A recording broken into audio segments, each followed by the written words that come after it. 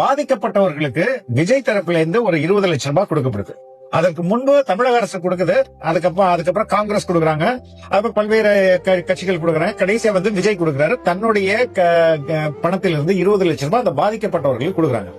அந்த பணத்தை பெற்றுக்கொண்ட அந்த பெற்றோர்களோ அந்த குடும்பத்தாரோ என்ன சொல்றாங்கன்னா, ரொம்ப வெள்ளந்தியா, ரொம்ப ரொம்ப இன்னசென்ட்டா அவங்க என்ன சொல்றாங்க, எங்களுக்கு விஜய் மேல கோபம் இல்ல, எங்க பிள்ளையே மரணித்தாலும் பரவாயில்ல, விஜய் முதல்வராகணும், இப்படி எல்லாம் பேசுறாங்க.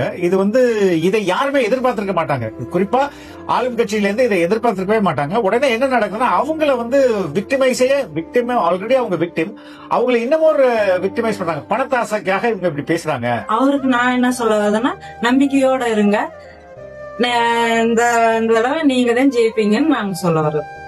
விஜய் கிட்ட பேசுறது கூட இங்க இருக்கிற என்னையாட்ட தாய் கிட்ட எல்லாம் சொல்றது ஒரே ஒண்ணு, விஜய் வரணும், இந்த தமிழ்நாட்டுல விஜய் முதலமைச்சரா வரணும்.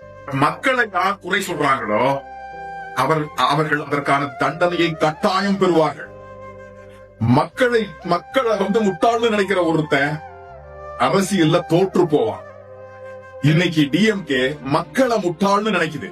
இன்னைக்கு டிஎம்கே மக்களை முட்டாள்னு நினைக்குது. அதனுடைய தண்டனையை டிஎம்கே தன்னுடைய எலெக்ஷன்ல பெறும்னு நான் நினைக்கிறேன்.